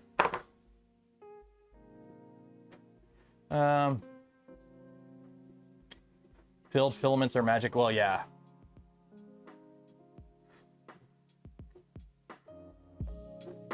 Yeah, I didn't know about. Yeah, I know somebody who just fitted out an entire print farm with Adventure 5Ms, simply for the fact that the bang for the buck on them is so much valuable for a print farm, because they were having issues with their bamboos. They had a bunch of Bamboo P1 series. I think they were P1Ps. They were only printing PET, so open air, but they were just having reliability issues with them nonstop. And he's like, I switched everything over. He had some Crealities too. He's like, I switched everything over to the Adventure 5Ms. And I've had no issues then. And any issue would just be, well, it's a cheap machine, easy to fix. Will I revisit the positron? Yeah, me and Steve are gonna come back to it at some point. Hopefully next week at some point. And get ready to get rid of the P1P. I know the P1P's been collecting dust downstairs. I kind of want to keep it just so I have a Bamboo P1P. I've got the whatchamacallit on it, the Panda Touch, but it's not like I really use it that much. My Adventure 5M has been... I'm actually kind of regretting that I turned them down. They reached out to me a while ago. This is before the printer came out. They're like, hey, do you want to take a look at ours? And this is when I had just done like the Cheaties, the Creality. I'm like, another Core XY. Like, what was the KLP1? That one? That was garbage. And I was like, eh. My Panda Touch has stopped sending depending on the deck to check. Oh. Is your... Oh, yeah, because Bamboo just changed all their MQTT stuff. Because, hey, fun fact, the cloud is just some other's computer, and if they change something that affects you, tough luck. That's another reason I would never get a Bamboo for a print farm. It's just, you don't know. You don't know. So much of the printer is reliant on the other company's mood. I don't like that. I just don't like that. I'm not a fan of clouds. I'm not a fan of having an app for everything. I'm not a fan of any of that BS. I hate it. I hate it. You go to McDonald's, hey, you got the app? I'm like, no, F you. Oh, you get better prices. Yeah, for now. You know how when you go to a hotel, when you book from a hotel, they don't list their prices. They tell you their prices when you tell them the dates you want to book in the hotel room, and they just give you a price. And you don't know if that's a good price or a bad price because they go, here's your price. It's online. You can't like walk into the hotel and they have a board up that says their prices, or go on their website, because they just give you individual prices. Same with airlines. I've booked a flight from A to B on the same airline, the same exact flight as somebody else, and we booked ours a week apart and the prices were different. And it's like, so why do you think McDonald's, when you go into a McDonald's, all their screens with the prices play ads now and only show like 3 or 4 things at a time? And they want you to order on the app because you can't compare the prices. Everyone wants to roll out individual pricing. That's what they want to do. Tinfoil hat on. They want you not knowing what the prices are, and just whatever they tell you the price, you just roll with it. It's like Uber and all those services. Just wait till, what's it called? Peak pricing, flood pricing, or whatever it is.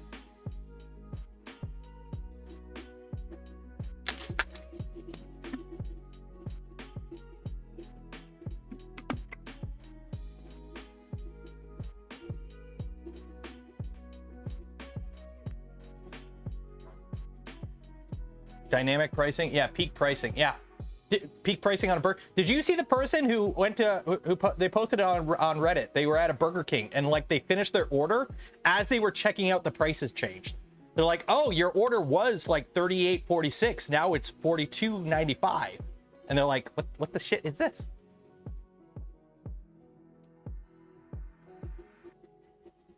And I booked 4 hours apart, and we had different prices for our flights. Yep.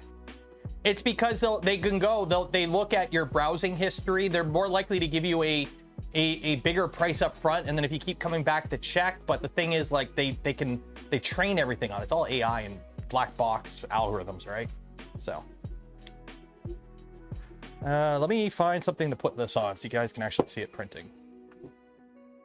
Okay. There we go.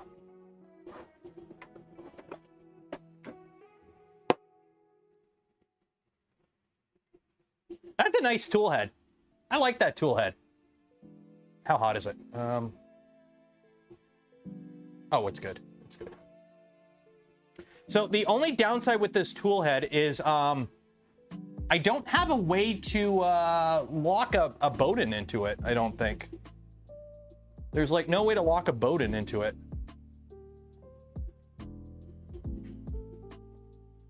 Book a hotel through a VPN, you get localized pricing. Oh yeah, that's the other thing too, like regional pricing, like peak pricing, surge pricing. That's what it all leads to.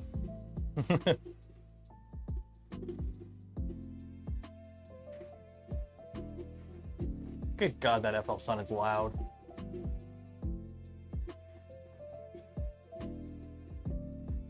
Right, 87 per. It's not that bad. The other day, I had an appointment, so I was out and about, and I was like on the way home, and I was like just starving. And I'm like, I need to eat something. So I went into McDonald's to get a quarter-pounder hamburger combo. Not the cheeseburger, just a quarter-pounder hamburger combo with fries and a Diet Coke was like $14 Canadian. I was like, F this. F this. Tap it M6. I probably will. I think I could tap it.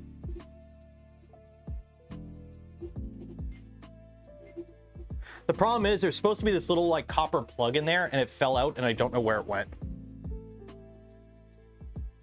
But I'm pretty sure I do have an M6 tap. That's 5/16. I'm pretty sure I have an M6 tap in here somewhere. Should see fast food price in California. I was in California.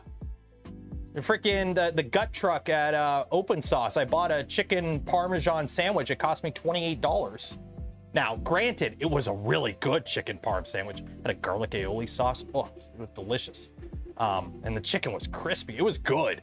But it cost me $28 American. So if you want to help support the channel, the content I create, or the things I do, consider becoming a channel member or Patreon supporter. Or if you're really cool, gifting memberships to others. Go to Hamburger 4 for... Wait. Next time you're near Jefferson, EC Road, go to Hamburger for All. $10 combos every day, and they're significantly better. The problem is, are they a sit-down restaurant, or do they have a drive-thru? That's the problem. Can the Milo mill thread? You could, if you have a thread cutter, you could do a operation to mill thread. Yeah. Okay, that whole restaurants raising wages. No, when you can go to Europe and like the cost of a Big Mac combo is marginally different than the cost of a Big Mac combo in the US, and they pay their employees significantly better with vacation and all that, that doesn't fly. Rose gifted 1 community membership. Cheers and appreciate it. I am waiting on the hat to come in to see if how the stitching is.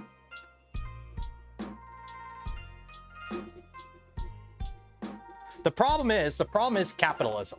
Okay, I'm putting my Hassan hat on now. Problem is capitalism. You can't have continuous growth. You can't have infinite growth in a finite ecosystem. So what happens is eventually the companies go, we need to keep making money to make our shareholders happy, but our market is literally capped. So what do? Well, we have to increase our prices. Okay, people stop paying at some point. People go, I can't afford to go here. We're reaching that point now. So what they do is they use subpar quality parts or ingredients. They pay their employees less. They cut benefits, but because they have to keep making more money. You have to have more money every quarter. Otherwise, shareholders get angry. You have to. That's capitalism. And we've reached the point where it's all kind of going to shit and falling apart because you can't have infinite growth in a finite ecosystem. It just doesn't work that way. Eventually you hit the end. As crappy as it is, Agent Smith was right. The late 90s were the peak of civilization. Everything's gone to shit since then. Because it became our civilization. Literally, late 90s, peak human civilization. Because jobs were good, wages were good. We had some cool tech, but it didn't control our lives. And now everything's gone to shit.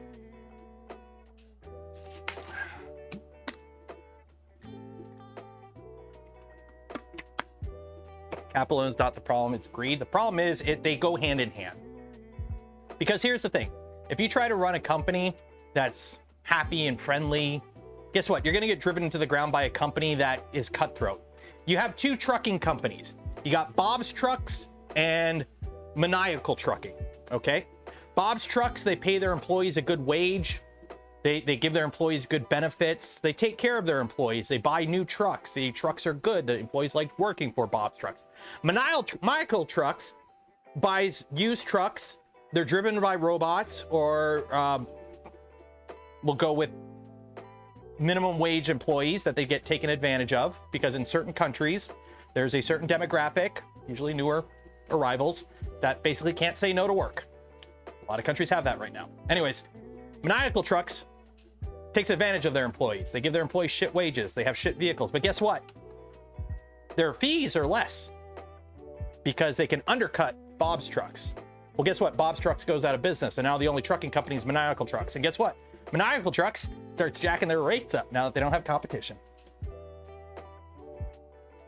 It is what it is. It is what it is. Printer go print.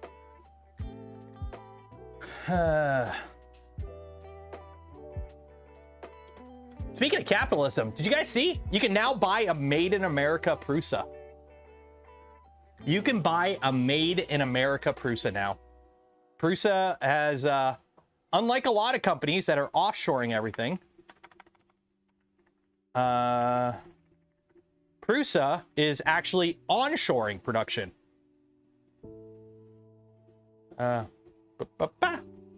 So, for those that don't know, Printed Solid was bought by Prusa like 2 or 3 years ago, I want to say. And now they are going to start. They've expanded quite a bit. I'm hoping to go when I go out for East Coast Rep Fest. I want to go visit Printed Solid to see what they've changed. But basically, they are doing manufacturing of Prusa Mark IVs. I think it's just the Mark IV for now, in the US. So if you are in North America, I think Canada too. I don't know how it'll work with shipping. If it'll be cheaper to ship it from the US, or it depends because taxes and whatnot. Yeah, if you're in the US and you buy a Prusa Mark IV, it will soon be shipping from Delaware instead of the Czech Republic.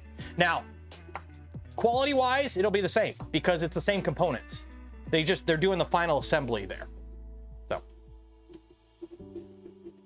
what I'm really hoping for is the filament. I like Prusament. Prusament is really good filament. It's good. The problem is it costs twice as much buying it here. Andy, it's not Prusa ripping you off. It just is what it is. That's what the shipping prices are. They can't get around that. It is what it is. Like, believe me, if they could ship it for cheaper, they would, because they don't make any money off shipping. The shipping price goes to the shipping company. They don't make money off shipping. If they could have lower shipping so they could sell more product to make more money, they would. It is what it is. So they've been trying to get around it for a while. Believe me, I've talked to people at Prusa about it.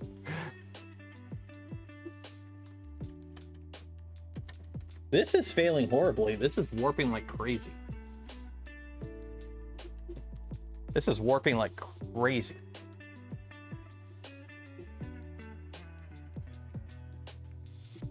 Is that an overhang? What is that anyways? What's that detail? Oh, that's a pretty sharp overhang, that's why. So what's the solution, Canuck? Just the point, capitalism is not a solution. What's the solution? I'm a YouTuber. Do you think I have the answer? No. I'm a big fan of like the Nordic style of capitalism with a lot of social netting in place, because, you know, rising tide raises all ships. Having somebody, you know, less fortunate on the street benefits nobody.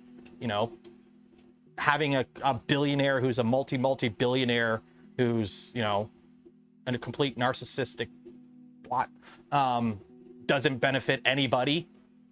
There shouldn't, it should be. I'm a big fan of Zelda, the Zelda methodology. You know, in Legend of Zelda, you get your money bag that holds your rupees, and in most of the games, you can only hold like 500 rupees. I'm a big fan of that. Nobody needs $1 billion. It should just be, once you make it, I will say 100 million. Once you hit 100 million, you just stop being able to make money. You get a plaque from the government that says, congratulations, you won capitalism. We name a park after you.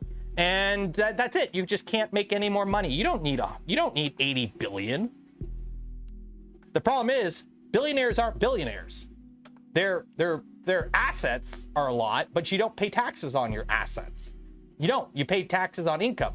So when you're a billionaire and you have a lot of assets, you can go to a bank and be like, I'm going to leverage my assets for a loan. They take the loan and they just let the assets default, because who cares? So they basically get all the money they need without having to, it's not income, so they don't pay any taxes on it. It is what it is. And for anyone's like, oh, we need to tax their assets, then who decides who gets taxed on assets? My house has gone up in value at least double what more than double than what I paid for it in 2016. Should I be paying more taxes? Should I be paying taxes on that increased value of my house as income? No. So if I'm a billionaire and I own a bunch of stocks in a company and my company is now worth a lot of money, I haven't made any money until I sell those stocks. I'm worth a lot of money, but until I actually sell the stocks, it's just theoretical. How do you tax that? How do you judge at what point do you start getting taxed on your assets? You can't. So it's the whole system is the problem. And the problem is the people that make the rules for the system are the ones benefiting it. So they make the rules to benefit themselves. It is what it is. It is what it is. In Texas, we pay property tax and it changes with value. Yeah, because in Texas, you don't have income tax, but guess what? The government still needs to get tax money, so they just tax you in other ways. And then because it's Texas, they waste it on bad things. And how's your infrastructure again for power and water?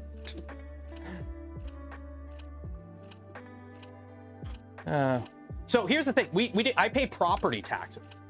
So here in Canada and most countries, we pay property taxes.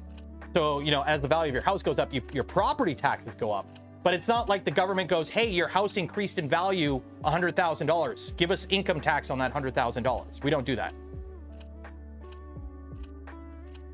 It's definitely oversimplistic. This is not printing well at all. Like, the outside of this is printing like garbage. I'm wondering what is going on here. You can see it. it's really shit there. The inside's looking really good. It is just not being able to do this overhang. I don't know if it's the filament or what. How's this coming along? Yeah, okay. Nothing's warping, so that's good. How's this coming along? Oh, of course it's coming along good. It's a Pantheon. How hot is it in the chamber? I don't know. How hot is it in the chamber of the Pantheon?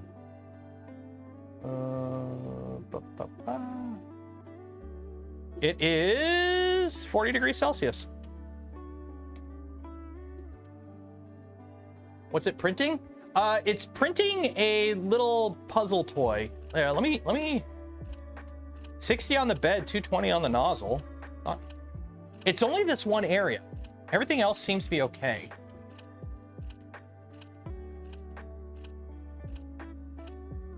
It is, oh, you know what it is? It's because, okay. So the problem with tap, if you have a print that's warping, and if it warps and solidifies, because it's tap, it'll just ride over it, and it'll just keep doing that. It's almost like you need to, like, put some weight on it. Hairy outside. Oh, it's humid as shit in here right now. Right now in here, it is 34.4 degrees Celsius and 41% humidity. In the Prusa enclosure, it's 35 degrees Celsius and 35% humidity.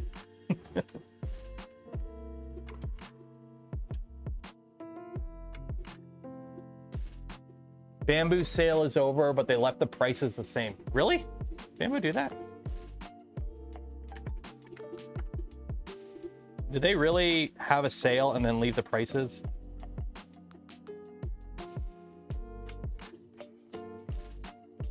Yeah, $339 for the A1. $599 for the P1S. I don't know why people still buy it. Well, I guess if you had a print farm, but I would get an Adventurer over that. Only on the A series, it looks like. Sale is until today. Oh. Tap is out loose in the Z. And that's only if you physically push it. Like under normal printing conditions, it doesn't move. But if you're going over a bump, if the bump is rigid enough, yeah, the tool head will move up in the Z. Like it has to. That's how tap works. Which you have the advantage of you have less of a chance of knocking over a print that's curling with tap. The problem is it just doesn't push that warp down as much. So you got to be a little bit more conscious. But it's not warping off the bed. It's just, oh, you know what? 4.8 millimeters. Are we at the right height?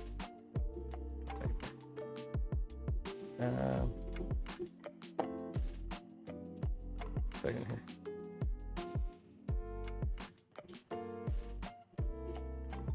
Okay, we're at the right height.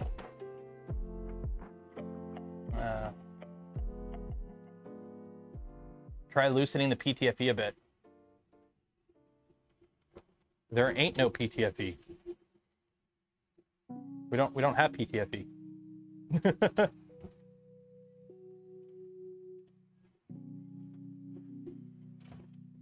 Ever fixed the Minotauro? I did not.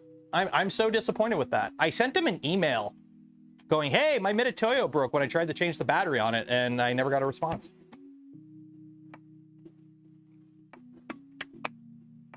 My SVO8 shipped today. I see Nadir doing stuff. Should I follow upgrading right away? We're going to start right now. I'm not sure who Nadir is or what stuff they're doing. With that machine, personally, if I were you, I would run it stock for a bit and make sure everything's good before you start modding it. Because if you realize, if you get a machine that like I had that's a lemon and you start modding it right away, you're going to have a tough time getting it fixed or getting replacements or, you know, a replacement unit or something like that later. So never upgrade a printer right away. Even if you're building a Voron or a DIY kit, I'm a huge proponent of build it stock first, get hours on it, make sure it's working, because it's a lot easier to troubleshoot a machine before you go and faff about with it if you have something wrong. So don't go into upgrades right away, because here's the thing. The majority of 3D printing upgrades are a complete waste of time. Most upgrades you see people do, especially on like Enders and whatnot, they're not really needed for a lot of people. They're just kind of like, people just kind of get obsessed with having to mod stuff right away. I don't know why. It's just a thing in 3D printing. People have to mod everything. Run it stock first and see if it's fine. Who knows? It might be good enough for you. You might not need to. This warp might be the filament tugging, actually, now that I'm thinking about it. That might be the filament tugging at the front. That's what that might be, I think. Because it's only doing it at the front, and I'm thinking it's the filament tugging.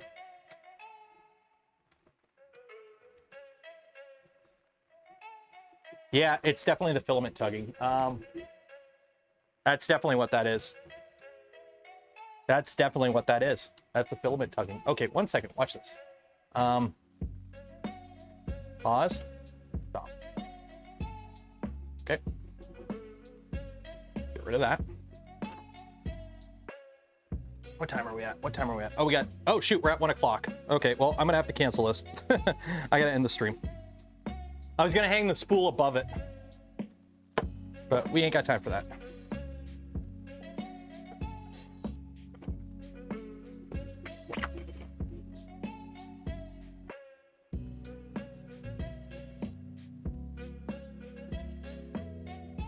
Yep, that's what it was. It was a spool tugging. So I got to get a reverse boated in here. Okay. Let's do a giveaway. If you did not enter to win some filament from Polymaker, you will have another chance on Friday. So let's pull this up. It is hot in here. It is hot. I am hot. Names.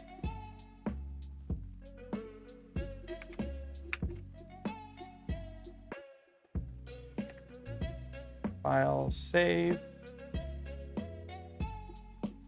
And where is it? There we go. People like to race their printers out for PLA parts and spend more money. It's like all the Ender tool heads that I call tumors, because it's like, what fans do you have on it? Yes, all the fans. Okay, what do we got? We got 345 people. Let's go with Cosmic Chaos. 345 people.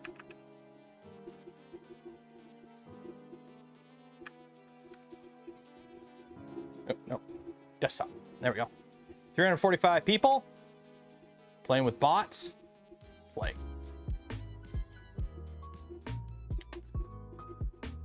Okay, so congratulations and good luck to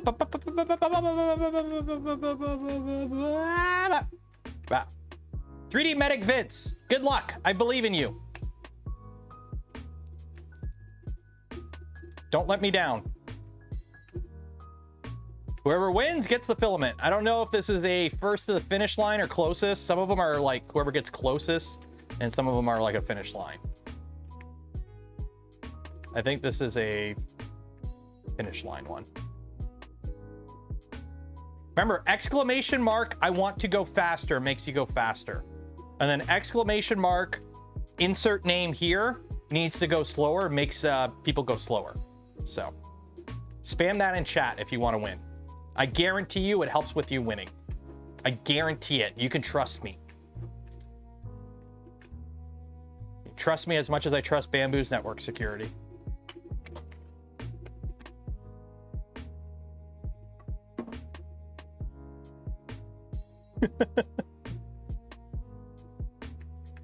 Collie 25. Wow.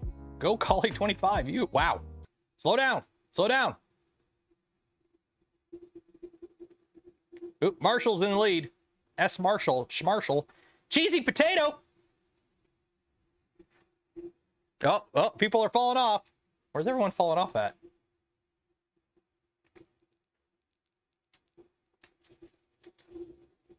Cheesy Potato in the lead.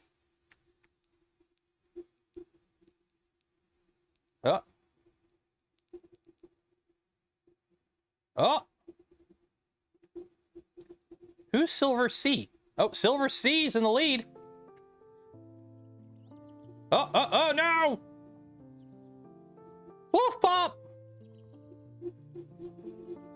You can do it. Oh, it's gonna be close. This is gonna be close. Coiffure.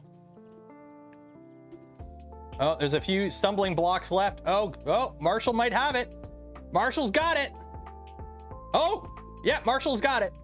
S. Marshall. Congratulations, S. Marshall. You have won yourself a spool of filament from Polymaker. You will get an email from me after the stream ends with information on how to collect your filament from Polymaker. Congratulations. Golf claps in chat. So we're gonna call it there. Tomorrow's stream, we might be building the SPL. I want to start building the SPL. It's a Nerf blaster. We'll start that on tomorrow's stream. We'll go through the box for the Prusa parts, and we'll start. I don't know. We'll see. We might build the SPL, and then if we have time, we'll start taking apart the Prusa, because we got to build a Prusa. Also, I need to get a blue filament. I need to start printing parts for it, because I didn't know the kit was coming in this soon, so I don't have any of the parts printed for it. So we're not going to start the build. But since I'm going with Duet, I need a Gucci blue filament. I need to find something Gucci that's blue to print it in. Okay. So congratulations to S. Marshall. So close this. Race menu.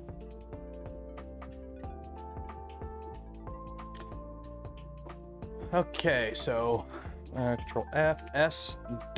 Marshall. 1 of 1. I like to see it. Okay, so you will get an email from me after the stream ends with information on how to collect your filament. Congratulations. Okay. Galaxy. I think I might have some Polymaker Galaxy Blue. I'll have to take a look. But we're gonna call it there. Because it's hot and I gotta make lunch. So we're calling it there. I hope you enjoyed yesterday's video. That was fun. For those that don't know, let me pull up my schedule just so you guys are aware. So we have all next week, and then the week after, we only got 2 more weekends. We have this weekend and then next weekend, and then the week of, let me pull it up here.